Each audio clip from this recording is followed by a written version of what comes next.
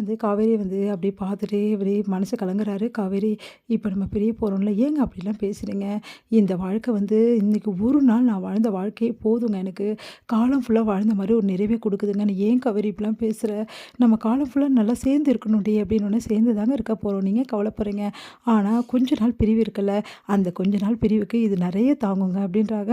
அதை கேட்டுட்டு அப்படியே வந்து கட்டிக்கிறாரு. நீங்கள் எப்படியெல்லாம் பார்த்துக்கிறீங்க தெரியுமா? இன்னைக்கு இன்னைக்கு பார்த்துக்கினது நீங்கள் என் வாழ்க்கையில் மறக்கவே முடியாதுங்க. எனக்கு அவ்வளோ சந்தோஷத்தை அள்ளி கொடுத்துருக்கீங்க அப்படின்னு சொல்லிட்டு அப்படியே கட்டி பிடிச்சி நெகிழ்ச்சி அடைகிறாங்க. விஜயும் கட்டி பிடிச்சி, காவேரி அப்படி சொல்லிட்டு, இந்த ஒன்றையும் குழந்தையும் பிரிச்சுட்டு என்னால் இருக்க முடியாதுடி, ஒரு நிமிஷம் கூட நீங்கள் இல்லாமல் என்னால் வாழவே முடியாது காவேரி.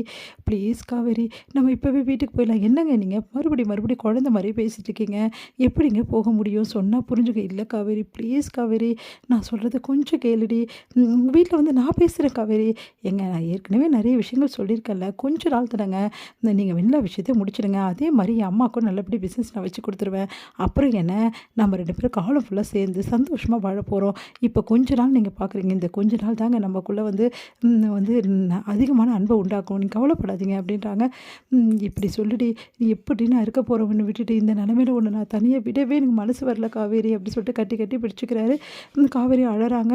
சரி காவேரி அழாத, சரி நேரம் ஆகிடுச்சு, உடனே கூட்டின்னு போய் விட்டுறேன் அப்படி சொல்லி சொன்னோன்னே, சரிங்க அப்படி சொல்லிட்டு 2 பேரும் கிளம்புறாங்க. 2 பேரும் மனசு இல்லாமல் 2 பேருமே இப்படியே வந்து கவலையோடு வந்து 2 பேரும் பிரிஞ்சு போகிறாங்க. அடுத்து காவேரி வந்தோன்னா அவங்க அம்மா வந்து வந்துட்டியாடி அப்படி சொல்லிட்டு செமையாக திட்டாங்க. காலேருந்து இவ்வளோ நேரம் கழிச்சு வந்திருக்கேன் அப்படி சொல்லி திட்டிகிட்டு இருக்காங்க. அவங்க அக்கா எல்லோரும் சப்போர்ட் பண்ணுறாங்க அவங்களுக்கு. அடுத்து வந்து இங்கே பாருடி, நான் ஒரு முடிவு பண்ணியிருக்கேன் அப்படின்றாங்க. அதிர்ச்சி அடைகிறாங்க. காவேரி, நீ என்னம்மா சொல்கிற அப்படின்னோடனே, இங்கே பாருடி, சொல்கிறது புரியுதா இல்லையா உனக்கு?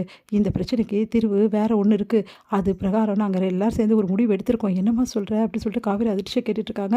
உன் அம்மா சொல்கிறது இருக்கட்டும், நான் சொல்கிறத கொஞ்சம் கேளு. இங்கே பாரு, அந்த பையன் தேடி தேடி வர்றதும் வீட்டில் பிரச்சனை ஆகிறதும் அதனால் வீடே பிரச்சனை ஆகுது. ஹவுஸ் ஓனர் வந்து அது தேவையில்லாமல் அவங்க அம்மாவை திட்டிட்டு போகிறாங்க. இதெல்லாம் உங்களுக்கு தேவையா? இங்கே பாரு சாரதா பாவம், அவளை ஏன் இப்படி கஷ்டப்படுத்துகிற? என்ன அத்தை நீங்கள் என்ன பேசுகிறீங்க அப்படின்னோடனே, நடந்த விஷயத்தெல்லாம் வந்து அவங்க அத்தை சொல்கிறாங்க. இந்த மாதிரி ஹவுஸ் ஓனர் பேசுனதெல்லாம் அதை கேட்டு காவேரி வந்து இப்போவே இப்போ ஹவுஸ் ஓனர் கிட்ட என்னென்னு கேட்குறேன் அப்படின்னா, நீ ஒன்றும் கேட்க வேணாடி, நீ சண்டை போடுறதுலாம் போதும், நாங்கள் சொல்கிறத இனிமேட்டாவது கேளு அப்படின்றாங்க. அது கேட்டு காவேரி ஒன்றும் புரியாமல் யோசிக்கிறாங்க.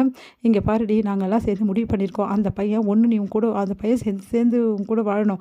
அப்படி இல்லையா அந்த பையனை விட்டு நீ பிரியணும். இதுதான் எங்களோட முடிவு. அம்மா என்ன சொல்கிறா, நீ சேர்ந்தெல்லாம் வாழ முடியாது, பிரிஞ்சு தான் ஆகணும்னு சொல்கிறா.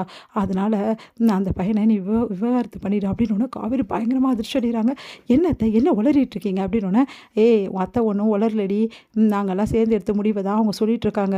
அந்த பையனை விவகாரத்து பண்ணுறதுக்கு என்ன வந்து வக்கீல் மூலமாக பண்ணணுமோ அதை எல்லாத்தையும் பண்ணிடலாம். அதுக்கப்புறம் இதை போட்டிருக்கே ஒரு தாலி, அன்னைக்கு நான் இதை தொட்டோன்னே ஓவராக பண்ணிக்கினேன், இந்த தாலியையும் நீ கழட்டி தான் ஆகணும். இதை கழட்டினா தான் அந்த பையனும் இங்கே வரமாட்டான். அதே மாதிரி விவகாரத்து பண்ணால் தான் அவனுக்கும் நம்மளுக்கும் எந்த சம்மந்தமும் இல்லாமல் ஆகும். இல்லைனா நம்மளை தேடி இப்படி தான் நிறைய பேர் வந்துட்டு போவாங்க. இதெல்லாம் நம்மளுக்கு தேவையா அப்படின்றாங்க. அதை கேட்டு காவேரி அப்படியே உடஞ்சி போகிறாங்க. பயங்கரமாக அழுகிறாங்க. அவங்கள தாங்கிக்க முடியல. அப்படியே கல் தனியாக ஊற்றுது. என்னம்மா சொல்லிட்டு இருக்கீங்க? எல்லோரும் என்ன சொல்லிட்டு இருக்கீங்க? உங்கள் விஷயத்துக்கு எல்லாத்தையும் பேசிகிட்டு இருக்கீங்க. இங்கே பாருங்கள், நீங்கள் தேவையில்லாத பேசாதீங்க. என்னடி ரொம்ப தான் ஓவராக போயிட்டுருக்க அப்படின்னு அவங்க அம்மா அடிக்க வராங்க. உடனே தடுக்கிறாங்க.